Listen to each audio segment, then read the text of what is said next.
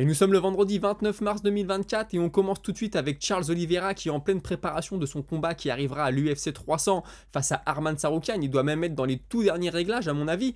On lui a demandé s'il était déjà sur place à Las Vegas. Il a répondu que non, qu'il n'aimait pas arriver trop tôt sur les lieux du combat. Il arrivera seulement le 5 avril. Je peux comprendre, il est au Brésil, le combat a lieu à Las Vegas. Il n'y a pas un gros décalage horaire auquel il va avoir besoin de s'acclimater. Pareil pour la température, donc il va commencer, je pense, sa perte de poids et puis peaufiner sa préparation au Brésil le plus longtemps possible.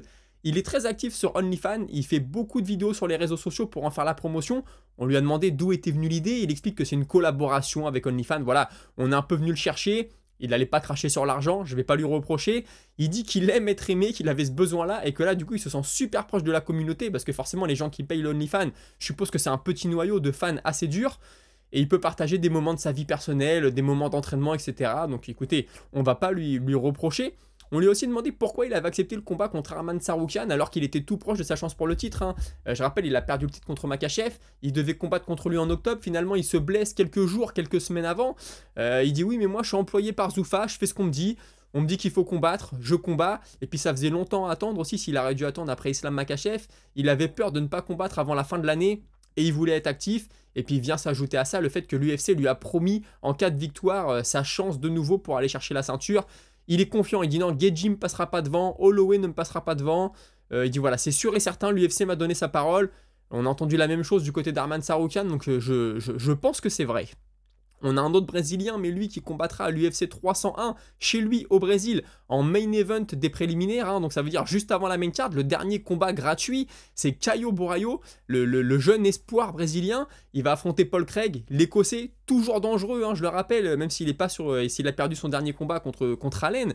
Il explique que c'est la suite logique pour lui. Borralho est classé 11, Craig est classé 7. Il dit l'objectif pour moi, bien sûr, c'est la ceinture, mais je vais y aller étape par étape. Je suis bien traité par l'UFC, j'ai des bons sponsors, je gagne bien ma vie. Donc j'ai pas besoin de rusher pour l'instant. Quand le moment sera venu, je commencerai à appeler mes adversaires, à faire des calls dans la cage, comme on dit, je veux combattre un tel, je veux combattre un tel. Mais pour l'instant, non, je veux monter les échelles petit à petit. Concernant Paul Craig, il dit en plaisantant qu'il a un triangle très dangereux. Bon, c'est la blague parce qu'on sait que le triangle de Paul Craig, c'est sa spécialité, c'est la position dans laquelle il ne faut pas se retrouver, ne jamais se retrouver dans sa garde. Donc il le dit, mais tout le monde le sait. Par contre, il estime, lui, être meilleur en lutte et en striking. On sait que Paul Craig, il n'est pas habitué à la décision. Je crois qu'il a 25 combats professionnels. Paul Craig, il a été deux fois à la décision. Une fois, il y a eu un draw et une fois une défaite. Donc c'est toujours un peu tuer ou être tué, ou plutôt soumettre ou être tué. C'est quand même le roi de la soumission, l'Écossais. Et lui, Borralho, il veut le battre par KO. Il pense que ça viendra avec un crochet du droit. Et ce serait son premier KO à l'UFC chez lui au Brésil. Donc ce serait un sacré moment. Il estime que ses principales forces, ce sont son fight IQ et le fait qu'il soit très léger sur les appuis, et il pense être sous-estimé par la plupart de ses adversaires. Il dit ouais les gars, avant de m'affronter, ils pensent que je suis juste un mec qui a un bon jeu de jambes, qui fait des entrées-sorties, voilà je rentre, 1-2, je ressors, je rentre, 1-2, je ressors. Il dit mais quand je suis en phase 2, ils se rendent compte d'à quel point je bouge bien, à quel point je suis léger, et à quel point ce que je fais est construit, je construis mes combats, et c'est ma force. Donc est-ce que Paul Craig trouvera la solution? Je ne sais pas, mais en tout cas il a annoncé la couleur comme on dit. Et puis il connaît très bien Khamzat Chimaev, les deux se sont entraînés ensemble plusieurs fois, et il estime que dans la catégorie des poids moyens aujourd'hui, pour lui le plus gros adversaire ce serait Khamzat Chimaev. Bon, est-ce qu'il est très honnête là-dessus? Si les deux sont amis, je sais pas, mais ça fera un très beau combat. Mais Chimaev a de l'avance sur lui, va falloir enchaîner les victoires. Et puis encore un qui va, s'il gagne, ça bouchonne déjà là-haut, ça va bouchonner encore plus. Un petit mot de l'UFC Atlantic City, un dernier mot avant de parler des paris. On a Nate Landwehr. Alors c'est pas le plus connu des combattants, je vous le dis, c'est un bagarreur, c'est un mec qui n'est jamais mort. En face, il faut lui mettre un striker pour avoir une guerre. Si tu lui mets un lutteur, ça va donner un combat chiant parce que le sol, c'est pas sa spécialité, mais il nous a offert des magnifiques guerres dans l'octogone.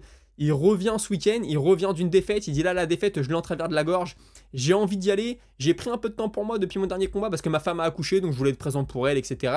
Et puis il a beaucoup été appelé malgré qu'il ne combattait pas depuis quelques mois. Il y a beaucoup de gars, souvent c'est des hors top 15 qui ont dit ouais je voudrais combattre Landwehr, etc. Il dit bah forcément moi ça me fait plaisir, ça prouve que ce que je donne ça fait plaisir aux fans, ça fait plaisir aux combattants, donc c'est un honneur pour moi.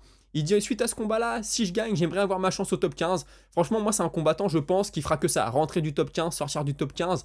Peut-être parfois être entre le top 10 et le top 15, mais j'y crois pas trop. Il est trop limité au sol et debout, c'est un bagarreur, mais il peut très bien lui aussi se faire contrer. À la base, il devait combattre Sabatini. Malheureusement, Sabatini est out du combat. Il dit ouais, ça aurait été un fight beaucoup moins intéressant pour les fans parce qu'il aurait cherché la lutte, il aurait cherché à me mettre au sol. Et c'est pas le genre de combat dans lequel je brille le plus. Il dit là, par contre, j'ai l'impression qu'on va se retrouver tous les deux au centre de la cage avec mon adversaire et que ça va y aller et que ça va faire plaisir aux fans. Moi, c'est le genre de combattant, franchement, j'aime beaucoup. Je sais qu'il sera pas champion, je sais qu'il est limité, mais il te donne toujours une guerre, ça finit toujours en bain de sang, c'est toujours violent. Et puis, on a besoin de combats comme ça pour emballer les cartes parfois. Hein, donc très content pour lui s'il pouvait s'imposer. Un petit tour au Bellator maintenant, vous le savez, le week-end dernier, Corey Anderson est enfin devenu champion des poids lourds légers. Je dis enfin parce qu'il avait échoué 2 fois. Alors une fois, il y avait eu un no contest, si je dis pas de bêtises, et une fois, il avait vraiment perdu. Et là, il dit, je le réalise pas. Parfois, je rêve encore que je suis en train de me préparer pour le combat. Et là, j'ouvre les yeux, je me dis, mais non, ça y est, c'est bon, je suis champion.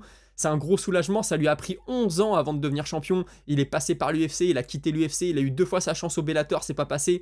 Et là, enfin, donc comme quoi l'abnégation, hein, parfois quand on s'entête, ça finit par payer.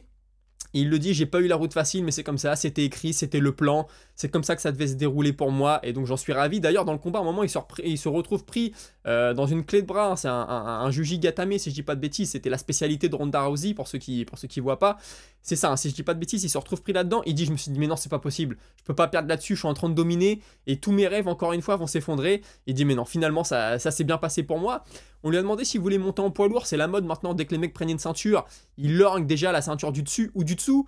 Il dit non, moi je veux déjà défendre ma ceinture, je veux montrer que je suis le meilleur. Il dit si à un moment dans la catégorie il n'y a plus de challenger net, on sait pas trop ce que ça donne, là dans ce cas-là je monterai, mais c'est pas le plan immédiat. Là tout de suite il a quelques blessures à soigner, il veut passer du temps en famille et après il va retourner à la salle, il va retourner s'entraîner et puis il sera en route pour sa première défense de titre.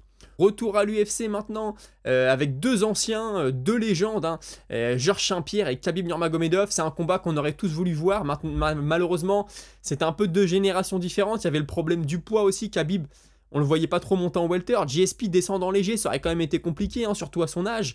Voilà, on n'a pas eu les deux au prime en même temps. Mais dans un potentiel combat entre les deux, GSP a dit que le but pour lui, ça aurait été de garder le combat au centre de la cage le plus possible. Et il dit, moi, contrairement aux autres, j'aurais pas eu peur de l'amener au sol. J'aurais été un des seuls dans sa carrière capable de l'amener au sol et de l'y maintenir. Et je pense que ça aurait vraiment changé les choses. Et il pense qu'il l'aurait battu grâce à ça. Il dit, moi, sa pression, ça aurait pas vraiment marché avec moi. Parce que je l'aurais mis par terre, j'étais confiant en ma lutte, j'étais confiant en mon sol. Ça aurait été la grosse différence avec tous les autres. On connaît Georges Saint-Pierre, il dit pas ça méchamment, il dit ça comme il le pense, on lui a posé la question, il est confiant forcément. Et puis Khabib a été très classe dans sa réponse, il a dit j'ai beaucoup appris de ce gars, j'ai entendu qu'il parlait, parlait de moi, c'est très intéressant. Et en gros je suis supporter de GSP all day, donc à 100%. Très classe entre les deux, c'est vrai que c'est un combat que moi j'aurais adoré voir. Le seul regret que j'ai de la carrière de Khabib, c'est que quand il était au top, il n'y avait pas des lutteurs d'exception qui ont été au top en même temps que lui. Du coup il a battu Geji, Connor, Poirier. C'était pas l'élite du sol. Poirier, il a un bon niveau au sol, mais voilà, contre Khabib, c'était moyen, hein. Ça aurait été cool d'avoir un mec du même calibre. Malheureusement, ça s'est pas fait. Tant mieux pour lui, ça fait partie de l'histoire. Et puis GSP, ça aurait été vraiment cool. Maintenant, quand on parlait du combat il y a encore 2 ans, GSP, il approchait de la quarantaine. Il était monté en poids moyen une fois, fallait redescendre en poids léger. Ça aurait quand même été honnêtement très compliqué pour lui, je pense. Mais les deux au prime, ça aurait été un combat de dingue. On a Robert Whittaker qui s'est lui exprimé sur son combat signé, ça y est, c'est officiel depuis hier, contre Khamzat Chimaev. Et il dit que voilà, Chimaev, il joue toujours le rôle du méchant dans tous ses combats, mais il dit moi en réalité je pense que c'est un combattant très honorable, on va tous les deux y aller à fond, on va tout donner dans la cage, c'est pas un mec qui abandonne, moi je suis pas un mec qui abandonne, donc ça va donner un super combat. Et puis concernant le timing, j'en parlais hier, il dit mentalement je suis super bien, c'est le moment pour moi de prendre un autre gros combat. J'ai toujours voulu avoir des gros combats, d'ailleurs c'est un truc de fou, si vous regardez les derniers combats de Robert Whittaker, c'est quasiment que des champions, anciens champions. Il y a Adesanya, il y a Dricus du Plessis, il y a Vettori qui a été challenger. Enfin, il a pris tout le monde. On ne pourra jamais lui reprocher ça à Robert Whittaker. Il a pris que des tueurs, que des mecs qui frappent très fort. C'est passé, parfois c'est pas passé. Hein. C'est pas passé que contre Adesanya, contre Dricus du Plessis. Donc faut quand même rendre à César ce qui appartient à César. Et puis voilà, il dit voilà, tous les combats pour moi sont durs, mais tous ces combats durs me poussent à me surpasser, me font passer un cap. Et moi je veux la ceinture, donc il faut que je sois le meilleur possible. C'est ça le but ultime. Et moi c'est ce que je voulais dire de Robert Whittaker. C'est un des rares gars, vous me direz en commentaire si vous en connaissez d'autres. Il a été champion, c'est un poids welter. Chez les welters, ça s'est mal passé, il avait perdu contre Thompson, il avait pris un KO. Il est monté chez les moyens, il a été chercher la ceinture, il l'a défendu, il l'a perdu, et malgré qu'il ait perdu la ceinture, il est toujours resté dans la discussion, il a re-eu sa chance, il a reperdu, il a continué à combattre, il est resté dans la discussion, c'est très fort. Le seul qui me fait penser à ça, là, récemment, c'est Max Holloway. L'histoire est un peu différente, mais quand même, franchement, Whittaker, gros respect à lui. Honnêtement, il est là depuis qu'il est tout jeune.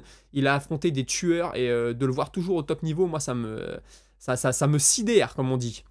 Sinon, en Arabie Saoudite, il semblerait qu'on ait un combat entre Jared Gordon et Nasrat Akparat. Et alors, je dis bien il semblerait parce qu'il y a eu tellement de spéculations sur les combats. J'ai même moi dit des bêtises avec le Almeida Volkov. Mais bon, on voit tout passer sur les réseaux. Parfois c'est officiel, parfois pas officiel. Donc on va dire, il semblerait que ce combat ait lieu sur la carte de l'Arabie Saoudite.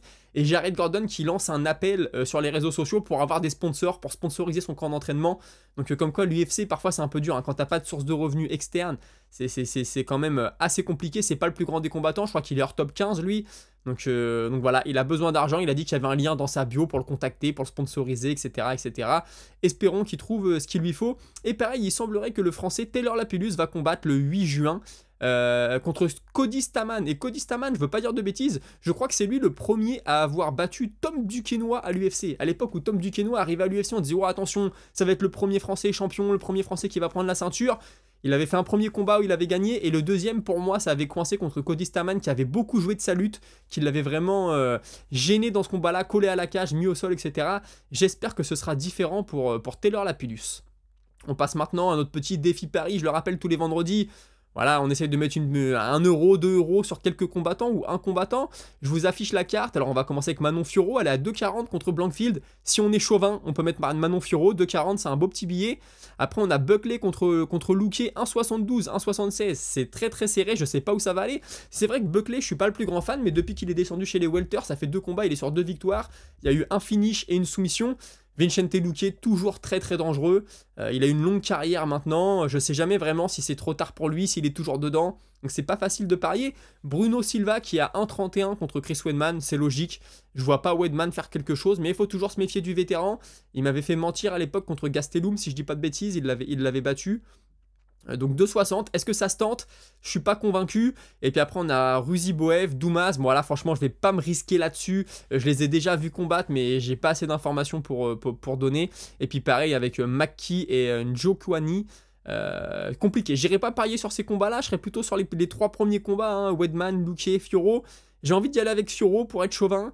Buckley, Luque, très compliqué. Buckley a l'air plein de confiance mais bon il va pas dire le contraire forcément. Et puis Silva, il n'est pas dans la meilleure série de sa vie, mais Weidman, franchement, retour de blessure. Franchement, pour moi, Weidman, c'est terminé. Il sera chez lui, ça va le booster, mais ça peut être une source de stress aussi. Donc dites-moi ce que vous en pensez. Je parierai ce soir ou demain dans la journée. Pas de minute auditeur aujourd'hui, il n'y avait pas forcément de commentaires sur lesquels rebondir. Je vous remercie encore tous ceux qui me disent qu'ils aiment beaucoup l'émission, qu'ils apprécient écouter, etc. Ça me fait toujours très plaisir, c'est très motivant.